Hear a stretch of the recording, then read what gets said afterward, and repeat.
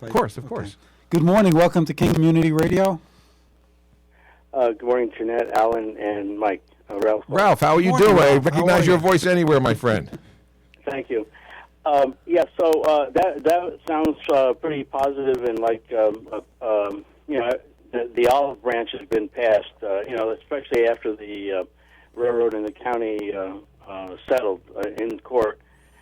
Mike, the key. I have two key questions for you. One, are you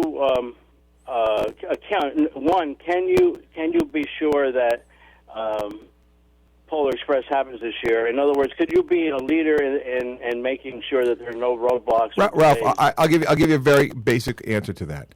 The county controls only the right of way. Okay, they control the track. They don't control the company.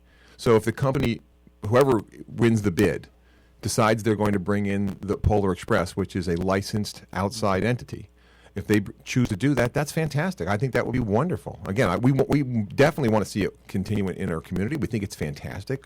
Again, I couldn't be more pleased when I see it. Mm-hmm. So again, I'll do whatever I can in this process to assist. And Ralph, you should be, and you, I'm sure, know this. This is not a county executive, solo decision here. This is something that the decision ultimately will be made at the legislative level, with 23 legislators voting on this, on who is awarded the contract for future operations of the train tracks that are set aside for train operations.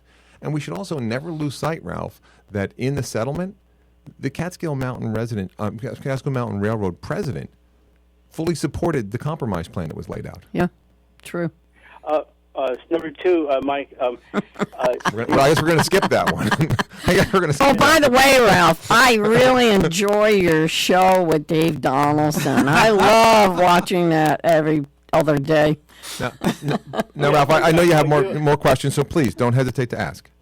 Was that a tongue-in-cheek, Jeanette? No. I think it was a frontal attack. Your and Dave's interpretation is incredible. I love watching it. And Ralph, I encourage you to really go to ulstercountyny.gov. There's a single button there now with the central repository for all the information with respect to railroads and rail trails in Ulster County, all the source documents, the settlements from the legal documents, the RFP is on, everything that you could possibly ask for is all in one central location. Michael, you're talking about getting all the facts. That doesn't work. I'm sorry. It doesn't make for a good show.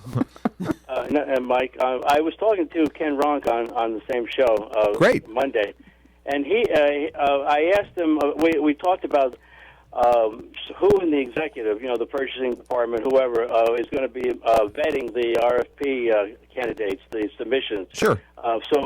And that sounded a little bit like a closed process.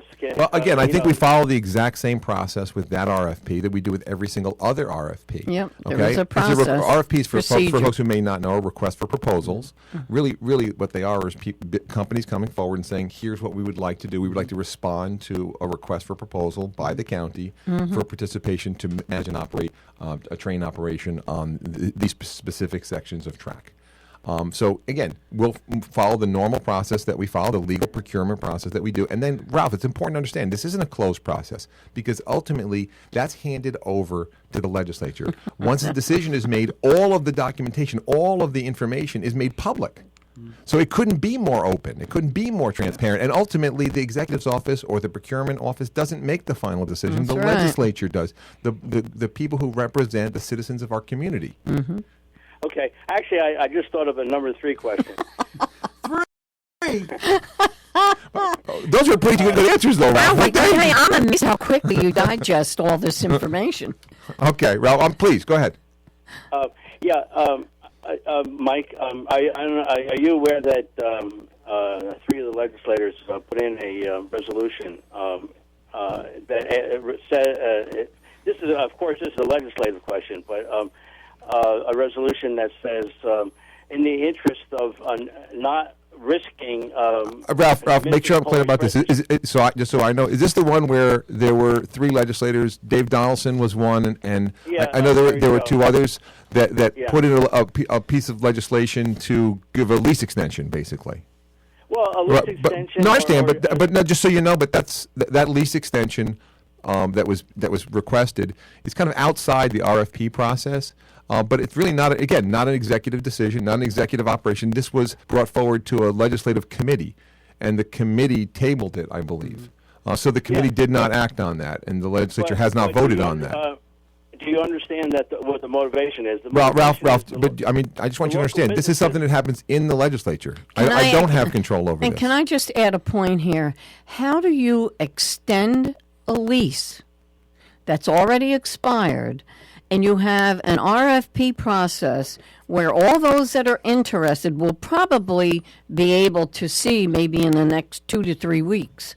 Mm-hmm. And so the legislature chooses an operator, whoever it might be. But, oh, wait a minute. They can't do anything until the Catskill Mountain Railroad's second lease expires. I mean, Ralph, I will tell you one thing. Outrageous. I think that it's important for you to know this because I think there's real value here. Okay? I understand your point. If your concern is, could there possibly be the planning and time to make sure that there is things like Polar Expresses and those types of events? Is that possible? I appreciate that. The truth of the matter is we can work very expeditiously here. So we can move through this process very swiftly to make sure that when the decisions are made with RFPs, that whomever is the winning bidder and whoever is operating there, again, if it's Catskill Mountain Railroad, so be it. That's great. Okay, then the question becomes that we can work very quickly to make sure that there's time to be able to make sure that happens. Right. There's a lot of pressure with the local businesses in Kingston, restaurants, to not drop the ball and to make sure. Ralph, I appreciate all the hard work, and I appreciate your perspective. Again, your perspective is one perspective. It's a valuable one. I share in many. We agree in many areas too, and I don't think that's actually that you've really conveyed that. We agree in lots of areas. I'm excited the fact that the amount of track that the legislature, after enormous amount of deliberation, and obviously the legislature is a very diverse group of people. I happen to have been on that committee. Unanimously voted for this. Unanimously. Mm-hmm. Right. So anyway, you got So anyway. Come on, Ralph. Come on. It's my grand plan. Just a teeny tiny thank you, legislature. Anything? Nothing. Never mind. So, Ralph, I take it very seriously. I want to preserve history. I want to be able to preserve the importance of the tourism component. Again, I think that there's been an extraordinary amount of misinformation. You should not sell yourself short, Ralph. You've participated in some of that misinformation as well. And that's why we have created this central database. And if you see something that you disagree with on that, please make sure it's been written with all of the source data so you can check on every specific fact. And anybody who has any questions can go to that and access all the source data.